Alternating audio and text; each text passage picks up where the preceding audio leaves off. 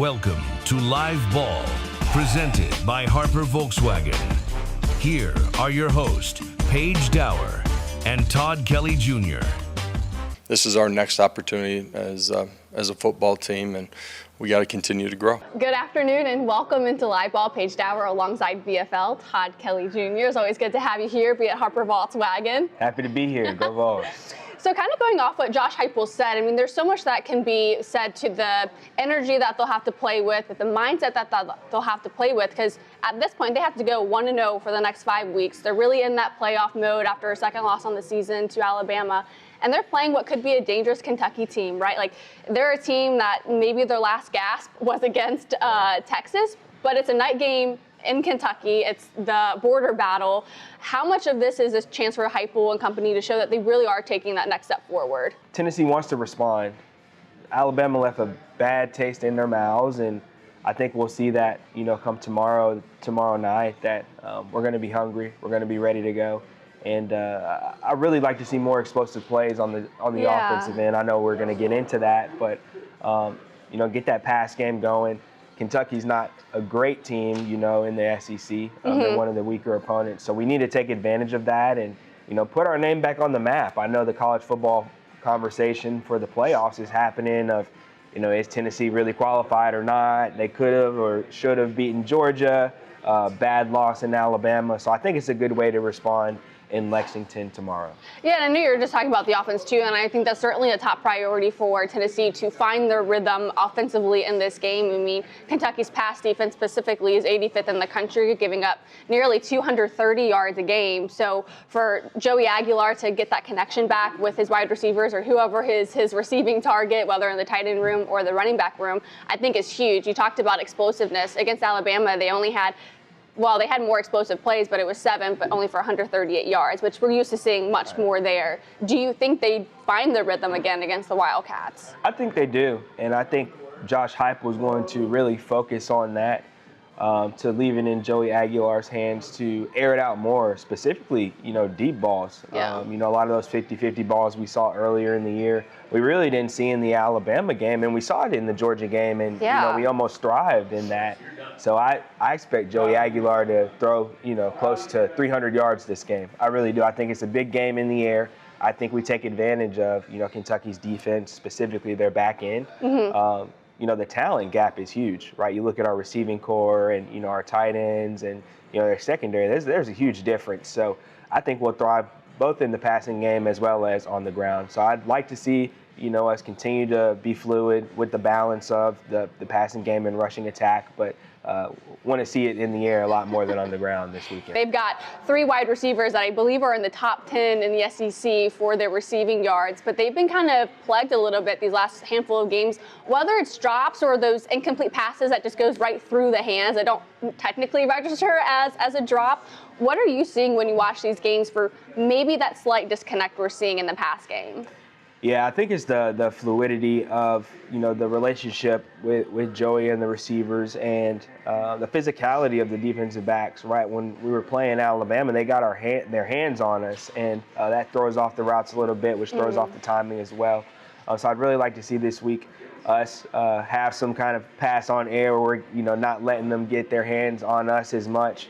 And, again, taking shots. You got Chris Brazzell, 6'5", long arms. He can go up and get the ball. You got Braylon Staley, breakaway speed, fantastic route runner, one of the best route runners in the SEC. And then Mike Matthews, he can do it all. He's strong, he's built, he's fast.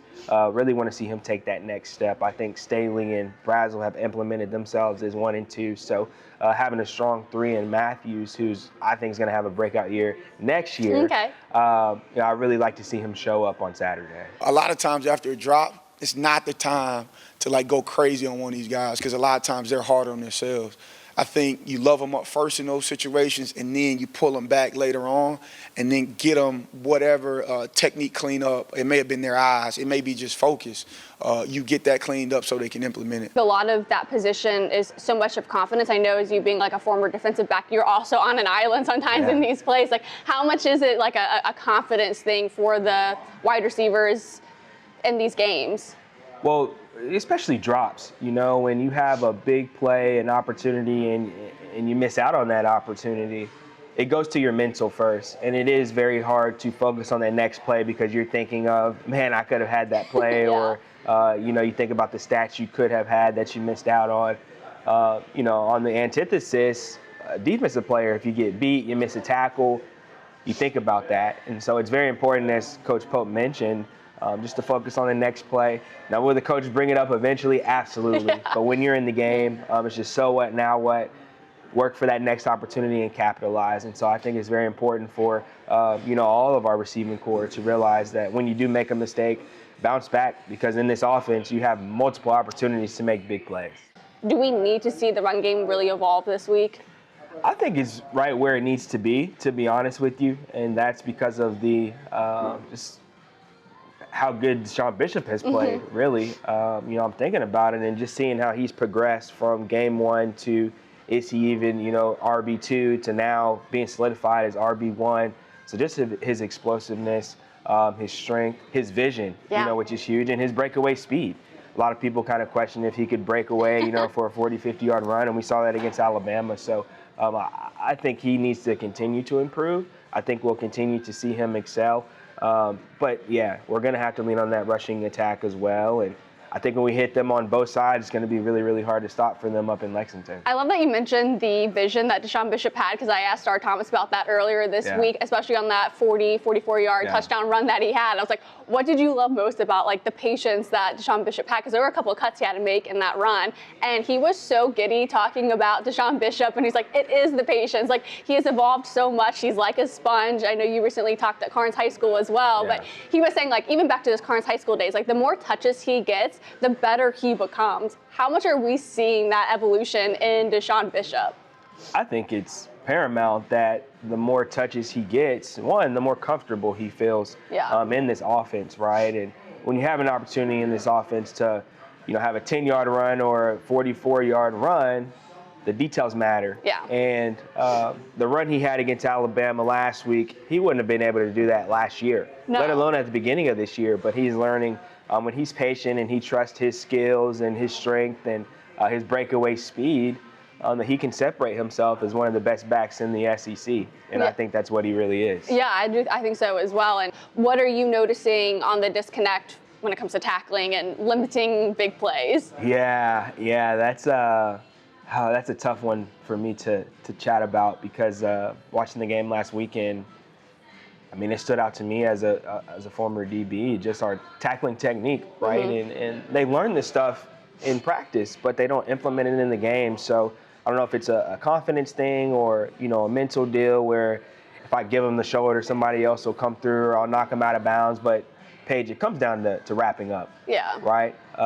You win and lose ball games by blocking and tackling, and it sounds so simple, but when you play an athletic team, which in the SEC you do on a consistent basis, arm tackling or, putting your head down, shoulder down, that's not going to cut it. No. And so I think, specifically our corners, shutting down the corners and setting that edge, you got to shoot your gun, you got to wrap up, you got to have your head up. I think all of those three things together is a successful tackle, and we didn't see that last Saturday. And so, this isn't as talented of a team in Kentucky versus Alabama, but if we want to have any shot at being a college football playoff, team or contender, we've got to clean up the tackling. There's no excuse for it. And this was Idris Farouk, who was talking earlier this week about maybe what was preventing them from translating what they're doing in practice to not really happening out on the field. Just going out there and tackling how we tackle every time, doing practice and not thinking about just being so tired, just going out there executing. I guess, TK, what's your initial reaction to maybe hearing Idris Farouk be a little candid about what's preventing them from executing what they practice on? I think it's fair. When you get into the game, you have multiple reps, multiple plays, and when you get to that third and fourth quarter, sometimes fatigue can get to you. Our secondary is thin this year. Everyone knows that both of our starting corners going into the season still aren't playing. So we're a little thin, which means you got to pick it up and step it up. But being tired in a game against Alabama is unexcusable, right? I don't care how tired you are, you got to tackle. And if you can't play, then get out of the game. So I understand, and I've been there before. I played strong safety, so all credit to Idris and playing through fatigue. But when it comes to that third and fourth quarter, you have to fall back on your technique and what you go through in practice. So, this Kentucky team, they're going to take advantage of that where they see fit. There's always somebody on the offensive side talking some smack about holes in our defense or field of dreams, whatever it's called. But this week is a good opportunity to clean up our tackling, show that we can do it, put it on film, and then continue to do it week by week. Yeah, and I think they have a good opportunity to do it too. We'll get into it with our squeeze. But Kentucky, their leading receivers, Kendrick Law, he has 200 receiving yards on the year, a single touchdown, and they pass for just shy of 200 yards a game. So I think if there's a chance to build that confidence, like we talked in the receiving room, and maybe get past the mental fatigue or the physical fatigue with tackling, I think this would be a prime opportunity. It's a very prime opportunity, and this Kentucky offense is not explosive whatsoever. You look at the 2 wins they have against lower tiered opponents. In SEC play, they haven't put up premier numbers, whether scoring or just offensive efficiency in general. So I think it's time for our defense to show, hey, we're an SEC caliber defense. We can shut down the run, we can tackle, and when you put the ball in the air, we can make some plays on it. I'd really like to see us not just get PBUs, but actually turn the ball over, get some interceptions this week. So I think this is a good week to do so. Yeah, they can turn offenses over. Hopefully we see more than just the fumble recovery like we did against Alabama, which that one extra possession the offense could have done something with. But we'll turn our attention now to the squeeze. Your business can't afford the downtime that comes with a leaky roof. So whether you need a repair or a replacement, count on the professionals from McGuire Roofing and Construction.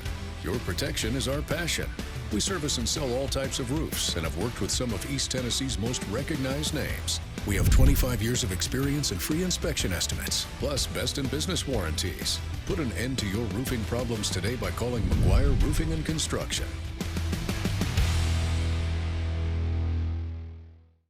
In the past, if I had a bad play, I'd let it affect me for a little bit mentally. But now I'm more so like, that happened, okay, address it, move on, let's go work. So I think just not being so much in my head and only speaking positively to myself. TK, I kind of want to build off a little bit what we heard from Jackson Moy, because I think maybe it's an underrated factor, but vibes go a long way, right? And I think hearing Jackson Moy talk about, needing more positive self-talk, and then you hear Idris Farouk talking about maybe being tired, and some of that I think could be mental fatigue. You mentioned all the trash talk that's happening. How important is it, or how do you manufacture energy on the sidelines when you're sometimes consistently getting beat by these teams? It comes down to having a spark.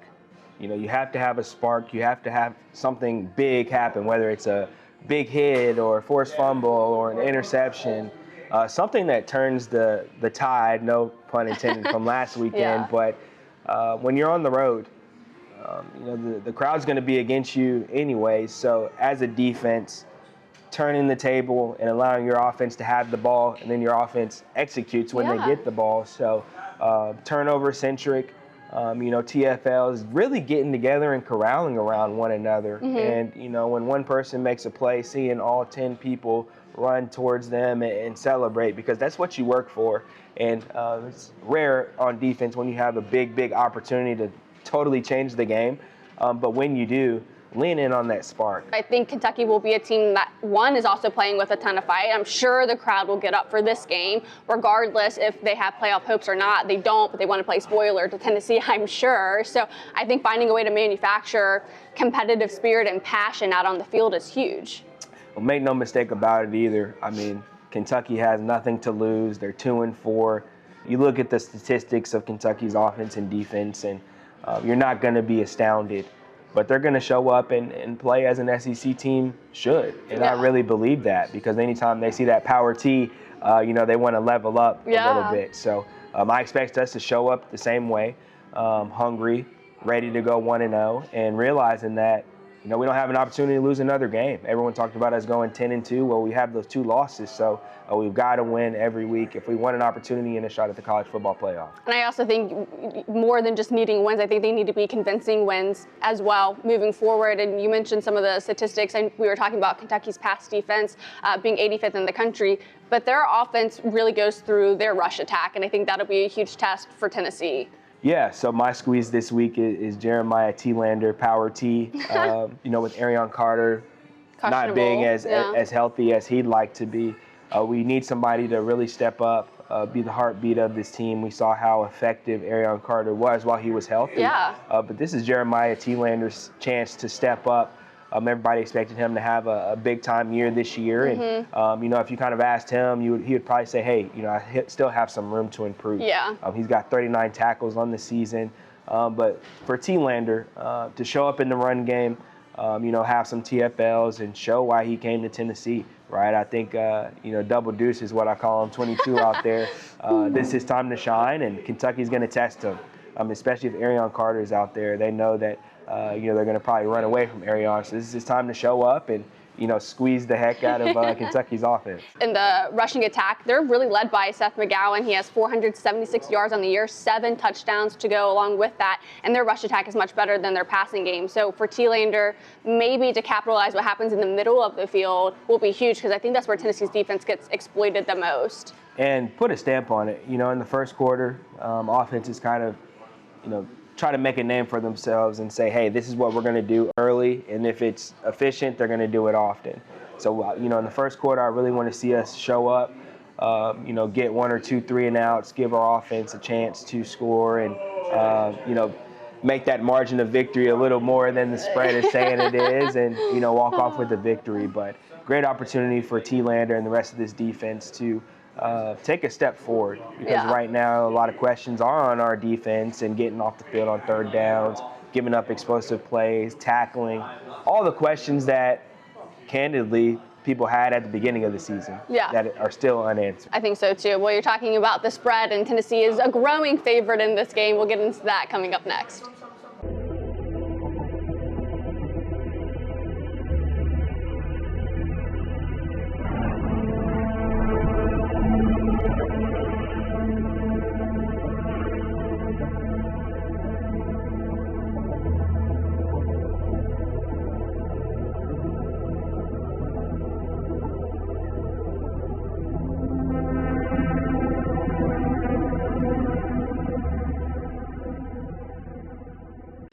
Welcome back into Live Ball. Paige Dauer with VFL, Todd Kelly Jr. You're mentioning the spread a minute ago, and our new partner in VIP Play, a sports betting book in town, trying to shake some things up.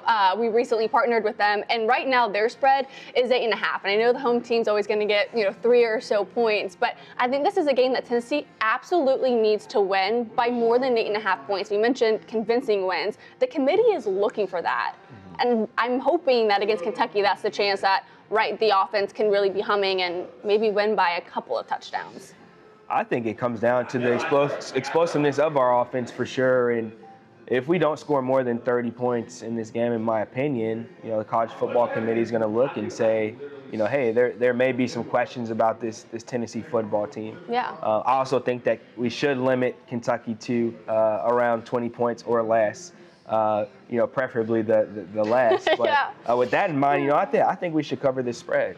It seems that Tennessee is going to be in another high-scoring, close game. I think the over/under is 54.5 points. I don't know if you would buy or sell that, but I think it's the defense that needs to take a step forward. I'm not putting a score prediction out there or anything, but I could see us scoring in the mid-30s, maybe upper 30s, and as I mentioned, you know, Kentucky being around that low 20s to high teens.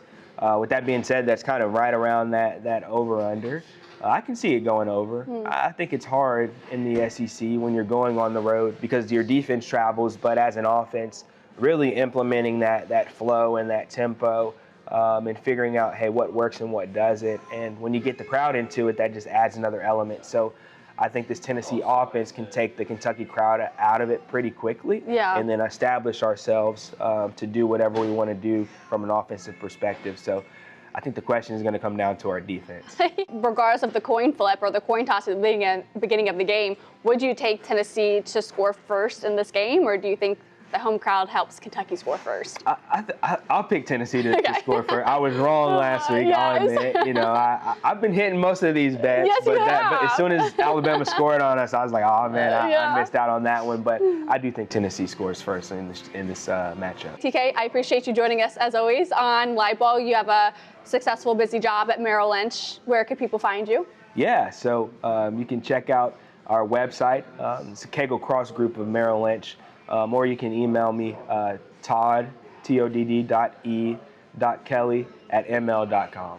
Perfect. Thank you. I appreciate you joining us as always. Absolutely. I enjoy it, Paige. Go Vols.